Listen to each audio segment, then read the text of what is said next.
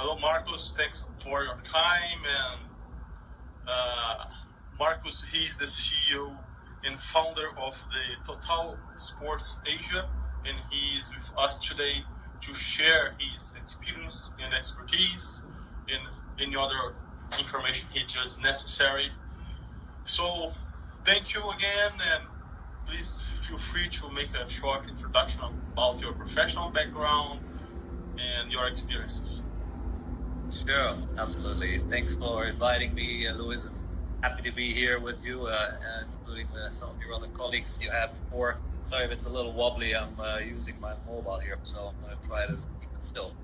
I've been in this industry for 25 years, for 23 on my own here with my own company called Total Sports Asia. We're one of the leading sports marketing agencies in our part of the world, in Asia. As I've been doing this for 23 years, which I think at the moment makes us actually the longest serving agency out here. Our business is at the front end of the stick. Our job is to find revenue for sports IP owners. So we do this in the sponsorship space, television rights, licensing deals, and creating any other sort of interesting revenue streams which we can think of. So we've done branded residences with US Open Tennis. We've done quite a few other interesting licensing arrangements. So that's really what we do. Our job is to be creative and find money for licensing, for basically for our rights holders or IP owners, whichever way you want to call them. In a nutshell, there's a bit more, but that's it. Is just for Asia or worldwide? Well, our clients are global, so we do work with big football teams in Europe. We've worked with premier, organizations from the United States, from WWE wrestling to the US Open Tennis. So the clients are global, or the rights holders are global. That's probably the better word to describe it. But our job is to mostly find that money here in Asia. So that's really what we do. We work with rights holders, with broadcasters, with sponsors, and others here. So it's, but we also now, and this is, over 23 years, of course, you do many things, but there is a lot more focus now working also with local brands, or local rights holders. So we work with local football leagues, local football clubs. That's, I would say, a little newer, over the last maybe few years, where previously most of what we did was global. And just to give you a scale and sense, we've done about $500 million worth of rights fees for global rights holders over those 20 plus years. So, some money.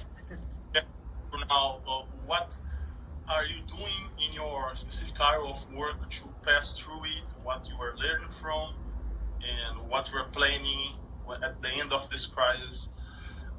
What you may move, change, or adapt to pass through it? Yeah, absolutely. Good question. And I think we're all still probably trying to figure it out.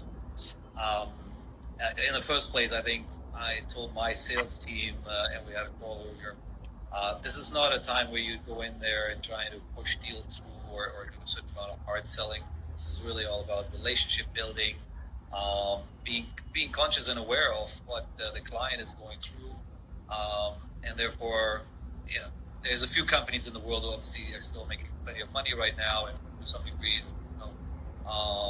leveraging in a sense the opportunity. But many companies are hurting, of course, and having bigger issues than worrying about a sponsorship deal or what to buy in the world of sports. So this is really where we're stepping a bit off the gas here, and being very conscious and careful about it, and just having conversations with them about what's going on in the company on their end. And how can we support it? And I'll give you a real example. Clearly, so a few years back, we started to also get involved in esports outside of the traditional world of sports.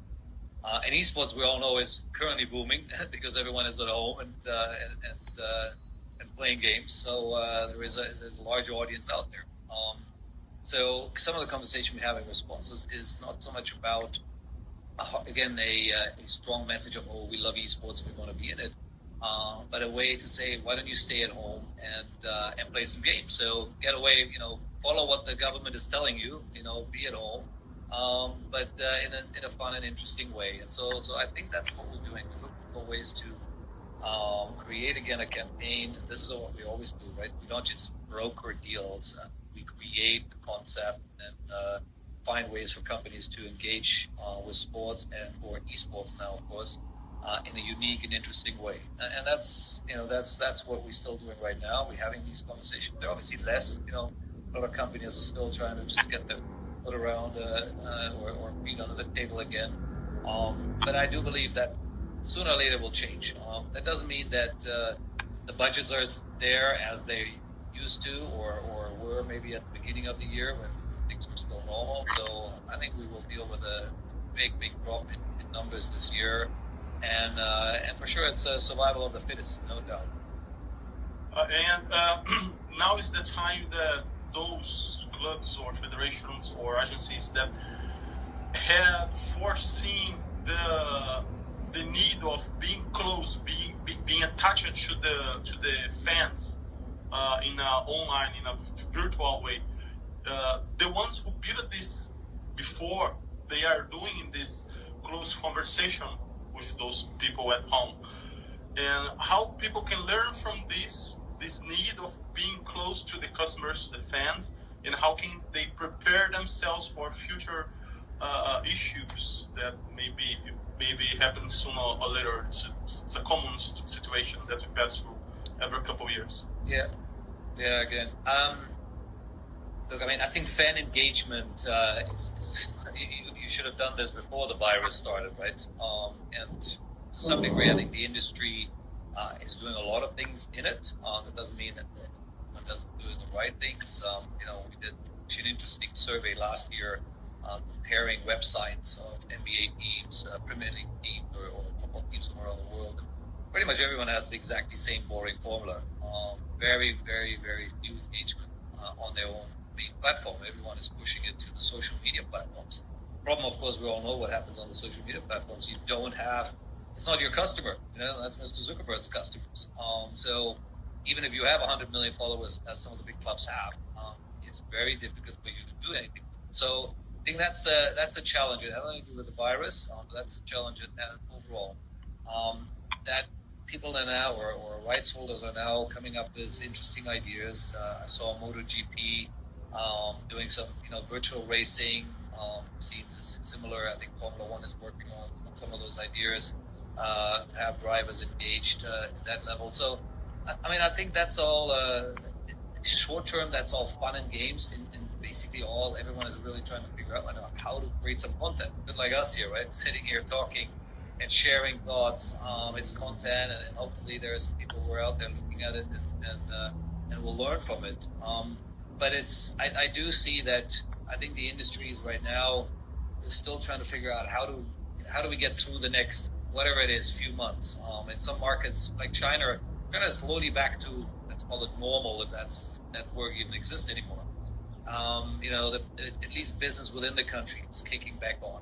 But they were obviously shut down for at least close to 2 months there. That's what you will see now happening in Europe, US, and other parts of Asia. So by the time we're done with this whole thing, the whole world is really back to normal. I think we're a good, 4, 5, 6 months down the road here. Whether we'll see any live sports prior to that, who knows? I think there will always be some organization who will dare to go out, probably do it without fans. I've read about UFC, one championship here in Asia, I think is planning certain events. And I just heard about today, there is actually still a football league out there playing, believe it or not, somewhere in Russia. So you'll have a bit of that. But in overall, the big ones, the NBAs and the Premier Leagues, which obviously have a large following and massive responsibilities as well to the fans and everyone in between. I think they will take this very, very careful. They will bridge it with whatever means they can. They will figure out of how to try to save these seasons.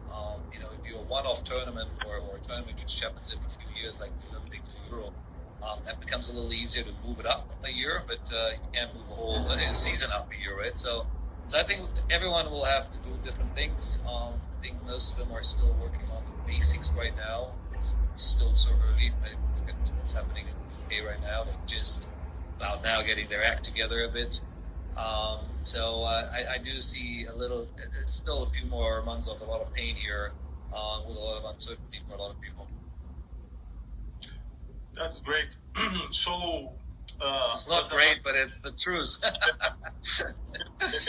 The truth is there. We have to face it and overcome it. We cannot avoid. We cannot feel sorry. We are professionals, and we have to go through and help those who are in need, in a social context and even in a professional context. We have to support each other. By the end of this crisis, everyone gets stronger and smarter and better for the next challenge. If you want to give a final comment, a final statement, everything was great. It was very experienced. You have shared with us. Please feel free to make a final statement. Sure, absolutely. Anyone who knows me well knows I'm one of the most positive thinking people out there. I have a hard time focusing on the negative and in that sense. At the same time, I do think this is a time where we do have to look at the worst case scenario and then, in a sense, plan for better or plan for the best, hope for the best.